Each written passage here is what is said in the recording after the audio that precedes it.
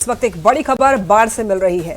अतमल गोला थाना क्षेत्र में खेत में युवक का सड़ा गला शव मिला है, जिससे सनसनी फैल गई है। शव की सूचना मिलते ही पुलिस भी मौके पर पहुंची, पूरे मामले की जांच शुरू की गई।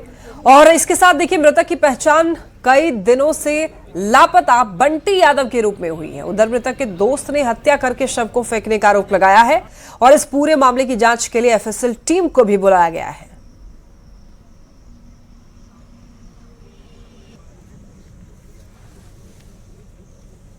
जी, अब तो जांच होने के बाद ही पता चल पाएगा पूरा जी % पता चल पाएगा। और पकड़िए ना, वही से लड़का है या भारी है। जी, तो मतलब आपके भी कोई परिजन गायब है क्या? हाँ, गायब हैं। कौन गायब है? मेरे दोस्त हैं। क्या नाम है? बंटी यादव। शव थोड़ा बहुत डिकम्पोज कर गया था और उसके उपरांत हम लोगों ने शव का शिनाख्त करने की प्रयास करी, जिस क्रम में हाल के दिनों में अभी 6 तारीख और 7 तारीख की रात में कोतवाली थाना अंतर्गत एक विवाद के क्रम में एक युवक को उठाकर जो किडनैपिंग का केस दर्ज हुआ था, उनके परिजनों द्वारा उन्हें आइडेंटिफाई किया गया और जो कड़ा इत्यादि पहने थे उसके आधार पर उनके परिजनों ने उनकी शिनाख्त करते हुए उनका शव होना बताया है। देखिए, दरअसल 6 जुलाई को पटना के न्यू करबिगिया के बंटी का कुछ लोगों ने अपहरण कर लिया था। इसका सीसीटीवी फुटेज भी सामने आया था और बंटी के अगवा होने के बाद से ही परिजन लगातार पुलिस से कार्रवाई करने के लिए, बंटी की सकुशल रिहाई के लिए और अपहर्ताओं को पकड़ने की मांग भी कर रहे थे।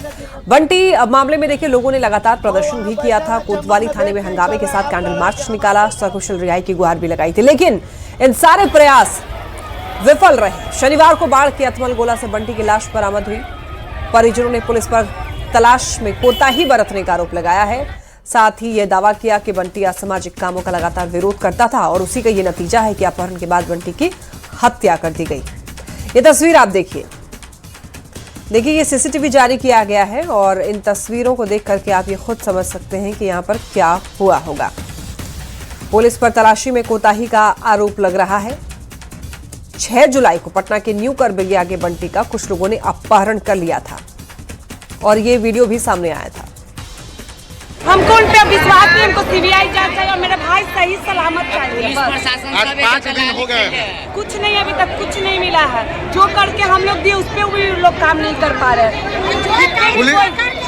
वो हम लोग उनको दिए थे पर पुलिस उनके साथ कुछ नहीं किए, कुछ नहीं। वो हम लोग सीसीटीवी फुटेज सारा चीज हम लोग उसको छोड़ दिया गया। अपराधियों पर दबिश देने में जुटी बिहार एसटीएफ अब हाईटेक गैजेट के साथ एक्शन में दिख रही है। मिनी गन फैक्ट्री संचालक गया जी के सानोवर खान और नालंदा के अपराधी रमन विश्वकर्मा के ठिकाने पर छापेमारी की गई। इस दौरान एरियल मैपिंग और एरियल सर्विलांस के दौरान चप्पे चप्पे पर नजर रखने के लिए ड्रोन का सहारा लिया गया। ड्रोन से मिले सुराग की वजह से ही एसटीएफ ने मिनी गन फैक्ट्री का खुलासा किया था। साथ ही बड़ी संख्या में अवैध हथियार और हथियार बनाने के सामान बरामद किए गए थे।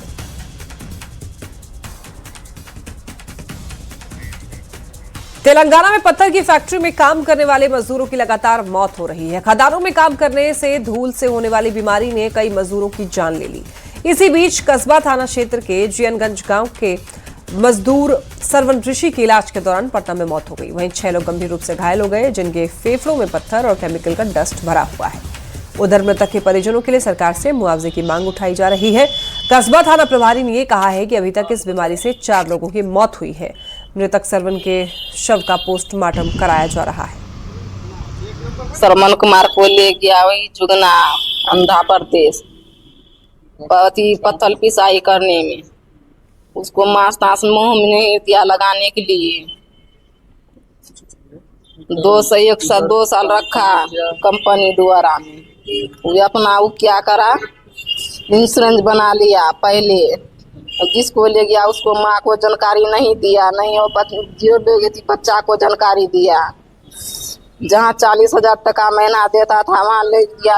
मेरा लड़का है, बहुत दिन से इलाज हो नहीं पाया और इसी कारण मेडिकल में काम कर रहे थे। मेडिकल में काम किया तो मैं 30-40 लड़का बीमार हो गया। एक लालू ऋषि का लड़का सरवन ऋषि, जिसका उम्र 18 साल से ऊपर है, उसका भी मौत एम्स पटना में हुआ, जिसका पोस्टमार्टम पूर्णिया में अभी हो रहा है। हम सरकार से कहना चाहते हैं कि इसको संज्ञान में लेते हुए वैसे गरीब मजदूर को मुआवजा 25-25 लाख रुपया दें।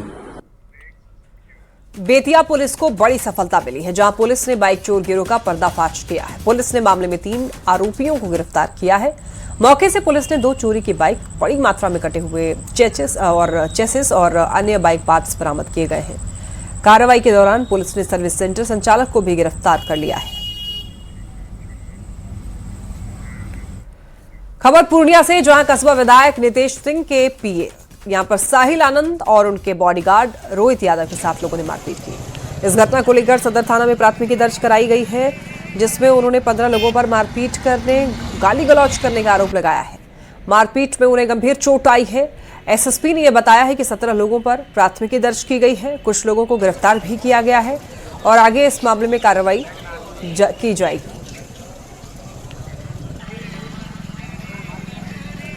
देश दुनिया के साथ साथ बिहार में भी साइबर अपराध और डिजिटल अरेस्ट की वारदात अब आम होने लगी है। डरा धमकाकर साइबर अपराधी लोगों को झांसे में ले लेते हैं और फिर डिजिटल अरेस्ट का डर दिखाकर लाखों करोड़ों की ठगी कर लेते हैं। पटना के सुल्तानगंज में रिटायर्ड फौजी गोपाल कृष्ण कुमार को करीब 1 महीने तक डिजिटल अरेस्ट करके 3,30,000 की ठगी की गई। धोखाधड़ी के इस मामले की जांच पटना की साइबर पुलिस कर रही है। हालांकि साइबर अपराधियों की तकनीक के आगे साइबर पुलिस काफी पीछे दिख रही है। और अधिक जानकारी दे रहे हैं न्यूज 18 संवाददाता अमित कुमार। बिहार समेत पूरे देश दुनिया में जो है डिजिटल अरेस्ट और साइबर फ्रॉड का जो मामला है वो तेजी से बढ़ रहा है और ऐसा ही एक मामला जो है वो पटना में भी सामने आया है। हमारे साथ मौजूद हैं सेवानिवृत्त रिटायर्ड जो है फौजी हैं, 2001 में देश की सेवा करने के बाद रिटायर्ड हुए और पिछले महीने जो है 4 जून से लेकर करीब 22 जून तक इनको साइबर अपराधियों ने डिजिटल अरेस्ट करके रखा और इनके खाते से जो है लगभग 3.5 लाख रुपया जो है उसकी निकासी करवाया। हम बात करते हैं, गोपाल कृष्ण जी हमारे साथ मौजूद हैं। ये बताइएगा कि कैसे आपको ट्रैप किया और क्या किया आपके साथ? हमारे पास पहले टेलीफोन आया था, वो बोला कि आपका खाता चांदनी चौक में खुला हुआ है। हम बोला कि मेरा कोई खाता नहीं है। बोले कि आप ये देखिए आपका नाम पर पासबुक है, इसमें 6 करोड़ 68 लाख का ट्रांजैक्शन हुआ है। तो हम बोले कि ऐसा कुछ नहीं है, तो अब आपको अरेस्ट किया जाता है, आप सीधा मान जाइए। उसके बाद कट के उसको फिर दूसरे दिन बोलता है कि ठीक है, आपके दूसरे तीसरे दिन मेरे घर के बगल का वीडियो भेजा, बोला कि आपका पूरा घर चारों तरफ से घेर लिया गया है, आप कहीं नहीं जा सकते हैं। इसी तरह करते करते मेरे पर दबाव बनाते बनाते मेरा जो पैसा था एफडी में जमा था उसको तोड़वा करके मेरे सेविंग ज्वाइंट सेविंग में डलवाने के बाद बोलता है कि आपका जो ट्रैक नहीं हो रहा है, आप आरबीआई के अकाउंट खाता में ये डालिए, जो एक डिजिटल होता है एक नॉन डिजिटल होता है। कितना पैसा आपने दिया? आरटीजीएस कितना किया आपने? 3,30,000 रुपया। पूरी तरह से आपको डरा दिया था। अब आप पुलिस के पास गए हैं, कंप्लेन आपने लॉन्च कराया है, पुलिस से मदद की गुहार लगाई है। अभी मेरा भाई आया दिल्ली से, मेरा भाई आया, आने के बाद जिस दिन जा रहा था सर हम क्या बताएं, उस दिन हम उसको बताएं। अपराधी है, उसको सजा मिलेगी, आप हिम्मत रखिए। इज्जत के लिए हम कुछ, तो मेरा नीचे डॉगी है, वो कस के बोलने लगा। हम बोले क्या हुआ नीचे आया, उसके बाद फिर आना चाहे तो आने नहीं दिया मेरे को, वो डॉगी ने मेरे को बचा लिया। साइबर फ्रॉड के मामले में ये है कि आप जितना जल्दी कंप्लेंट कर पाएंगे उतनी जल्दी उसमें आपको कुछ मिल पाएगा, जितना डिले होगा उसमें फिर कोई सबूत नहीं मिल पाता जल्दी। ठीक है, तो ऊपर से डिजिटल अरेस्ट में जो कॉल्स आते हैं इनको, ये व्हाट्सएप कॉल होता है, मोस्टली इंटरनेशनल नंबर से होता है, जो हम लोग ट्रैक नहीं कर पा रहे हैं अभी। बहरहाल इस पूरे मामले की जांच जो है पटना की साइबर पुलिस कर रही है। पुलिस की जांच के बाद क्या तथ्य सामने आते हैं, कब अपराधी गिरफ्तार होते हैं, ये देखना बेहद अहम होगा। कैमरा पर्सन अजय दुबे के साथ अमित कुमार, न्यूज 18 पटना। खबर सीवान से, जहां पुलिस ने मैरवा थाना क्षेत्र में छापेमारी करते हुए जाली नोट बरामद किए हैं। पुलिस ने एक घर में छापेमारी करके 5,45,000 जाली नोट, 88,000 रुपए कैश, नोट छापने की मशीन सहित अन्य सामान बरामद किए। मौके से पुलिस ने एक महिला समेत 2 लोगों को गिरफ्तार किया है। फिलहाल पुलिस नेटवर्क के अन्य लोगों के लिए भी यहां पर तलाश में जुट चुकी है। 5,45,000 जाली नोट की बरामदगी ये हुई है। छापेमारी करने के बाद यह पाया गया कि एक महिला विमल देवी जो कि नोट को प्रिंटर मशीन की सहायता से फोटोकॉपी कर रही है एवं कुछ चीज़ें वो अपनी तरफ से इस्तेमाल करके उस नोट को लगभग असली नोट दिखने जैसा बनाने का प्रयास कर रही थी। जब इस नोट को बरामद किया गया, इसका विधि विज्ञान प्रयोगशाला एवं लीड बैंक के द्वारा सत्यापन किया गया तो इन नोट को low quality Indian currency note पाया गया है। मोतिहारी से खबर, जहां जिला शिक्षा पदाधिकारी कार्यालय परिसर में एक व्यक्ति की संदिग्ध परिस्थिति में मौत हो गई, जिसके बाद से आक्रोशित परिजनों ने शव को कार्यालय की सीढ़ियों पर रखकर जमकर प्रदर्शन किया। और इस घटना के संबंध में मृतक की पत्नी ने यह बताया कि वेतन भुगतान की समस्या को लेकर उनके पति लगातार डीईओ कार्यालय का चक्कर लगा रहे थे। इसी बीच मृतक डीईओ कार्यालय आए थे, तभी उन्हें सीने में तेज दर्द हुआ और वो गिर पड़े। परिजनों का आरोप यह है कि घटना के बाद उन्होंने एम्बुलेंस की मांग की, लेकिन समय पर एम्बुलेंस नहीं पहुंच सकी, जिससे उनकी मौत हो गई। सूचना मिलते ही पुलिस मौके पर पहुंची, हालात को काबू में किया। मामले में डीईओ ने यह बताया कि मृतक को अस्पताल ले जाने की तैयारी की जा रही थी, लेकिन जब तक उनकी मृत्यु हो गई। बकाया वेतन के संबंध में उन्होंने आश्वासन दिया है कि जैसे ही संबंधित कागजात प्राप्त होंगे, नियमानुसार भुगतान की प्रक्रिया भी पूरी की जाएगी।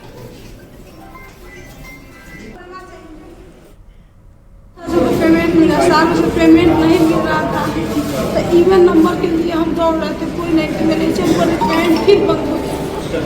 छुट्टी लगा के जाति से कर्मचारी से बोले मेरा काम करा दीजिए, सब बड़ी दिक्कत। हम ठीक आइए, सोमवार में सारा कागज पत्र सोमवार में सारा कागज पत्र लेके हम आए। अब उसके बाद बोला कि जाति से शनिवार को छुट्टी लगा दी।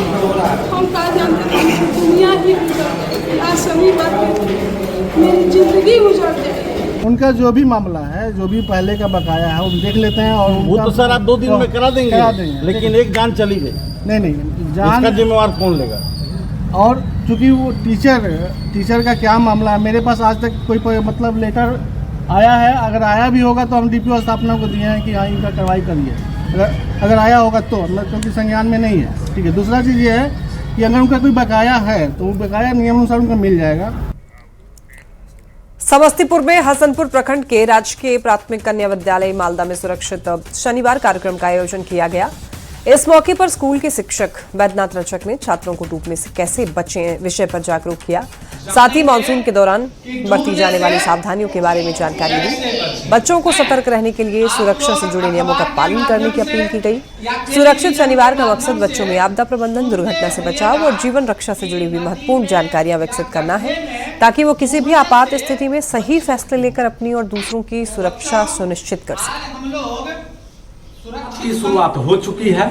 ऐसे में मैंने मुख्यमंत्री विद्यालय सुरक्षा कार्यक्रम के तहत बच्चों को डूबने से बचाव संबंधित जानकारियां दी है, जिसमें मैंने बच्चों को बताया है कि आप पानी से भरे गड्ढे के पास ना जाएं, तालाब या नदियों में आप स्नान ना करें। साथ ही ऐसे क्षेत्र जो बाढ़ ग्रस्त हो, आप वहां अकेले ना जाएं। बगहा के दुर्गम इलाकों में शामिल रामनगर के दोन क्षेत्र में अब मूलभूत सुविधाओं की मांग को लेकर आंदोलन शुरू हो गया है। सालों से सड़क और बिजली जैसी बुनियादी सुविधाओं से वंचित 22 गांव के ग्रामीण एकजुट होकर सड़कों पर उतर आए हैं। हाथों में मोमबत्तियां लेकर हजारों लोगों ने कैंडल मार्च निकाला है और सरकार से अपने हक की मांग की है। बरसात के मौसम में पूरा इलाका टापू में तब्दील हो जाता है, जिससे लोगों का संपर्क बाहरी दुनिया से लगभग कट जाता है। इन्हीं समस्याओं के विरोध में हजारों ग्रामीणों ने आंदोलन किया। ग्रामीणों का कहना यह है कि अगर उनकी मांगों पर जल्द कार्रवाई नहीं हुई तो आंदोलन को और तेज किया जाएगा। ना यहाँ बिजली है, ना यहाँ मोबाइल नेटवर्क है, ना कई गांव में पानी है। इतना बड़ा क्षेत्र है 22 गांव का, एक पुल नहीं है। हम लोग ट्रैक्टर पे बैठकर किस तरह नदी क्रॉस करके आए हैं, अपने जान को हथेली पे रखकर। हम एक दिन आए तो हम लोग को इतना एहसास हो रहा है। यहाँ जो सैकड़ों हजारों लोग हैं वो हर दिन अपनी लड़ाई ऐसे लड़ते हैं। 3 महीने तक जिस तरह सांप बिल में चला जाता है, इस तरह ये लोग अपने घर में बेबस होकर अपने घर के अंदर रहेंगे। ये लोग बाजार सब्जी खरीदने नहीं जा सकते।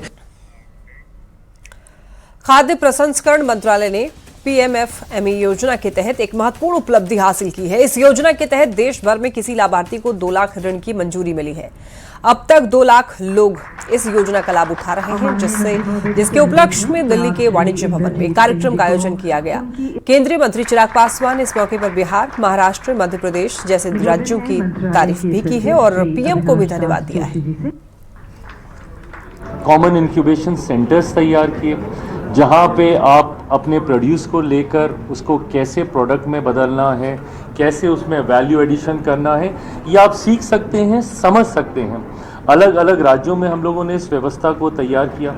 80 के लक्ष्य के साथ हम लोग कॉमन इंक्यूबेशन सेंटर को लेकर हम लोग चले हैं। मैं मानता हूं कि साल के अंत तक लगभग 65 हम लोग तैयार कर लेंगे ऐसे कॉमन इंक्यूबेशन सेंटर। कुछ दिनों पूर्व अलग अलग राज्यों में कई ऐसे इंक्यूबेशन सेंटर्स के उद्घाटन के लिए भी मैं गया और जहां पे जाकर मुझे समझ में आया कि जो लोग इस सेक्टर के साथ जुड़कर खुद के यूनिट्स खोलना चाहते हैं, उनके लिए कॉमन इंक्यूबेशन सेंटर कितना। एजुकेशन के बाद मैं राजस्थान में नमकीन फैक्ट्री में काम करने गया। एक बड़ी एमएनसी कंपनी है, उसमें मैं प्रोडक्शन सुपरवाइजर के तौर पे कार्यरत था। लेकिन मेरे मन में हमेशा ये चीज़ था कि मैं अपने गांव, अपने क्षेत्र और खुद का उद्यम करूं। कोविड का जब दौर आया, महामारी में सब हम लोग वापस चले गए घर अपने। वहां जाने के बाद जिले उद्योग केंद्र से हम लोग को काउंसलिंग किया गया और स्कीम के बारे में बताया गया। मैंने स्कीम की अप्लाई किया और डीआरपी और जीएमडीआईसी सर के माध्यम से मुझे इस स्कीम से 10 लाख रुपए की ऋण स्वीकृत। बांकीपुर से बीजेपी की ओर से नीरज कुमार सिन्हा को बीजेपी से उम्मीदवार बनाए जाने पर बीजेपी के राष्ट्रीय अध्यक्ष नितिन नवीन ने खुशी जताई है। सोशल साइट पर लिखे पोस्ट के जरिए शुभकामना देते हुए नितिन नवीन ने लिखा है, नमन बांकीपुर। बांकीपुर की माटी से जुड़े युवा एवं समर्पित कार्यकर्ता नीरज कुमार सिन्हा भारती जी को भारतीय जनता पार्टी का प्रत्याशी घोषित होने पर हार्दिक बधाई और शुभकामनाएं। ये आप खुद भी पढ़ सकते हैं। नितिन नवीन ने जो ये पोस्ट किया है, बूथ से लेकर मंडल स्तर तक संगठन के लिए उनका निरंतर समर्पण इस दायित्व का आधार है। और उन्होंने ये भी लिखा है कि मुझे पूर्ण विश्वास है कि बांकीपुर की देवतुल्य जनता नीरज कुमार सिन्हा भारती जी को अपना आशीर्वाद देकर के उन्हें प्रचंड मतों से विजयी बनाएगी और विकास और सुशासन की इस यात्रा को आगे बढ़ाएगी।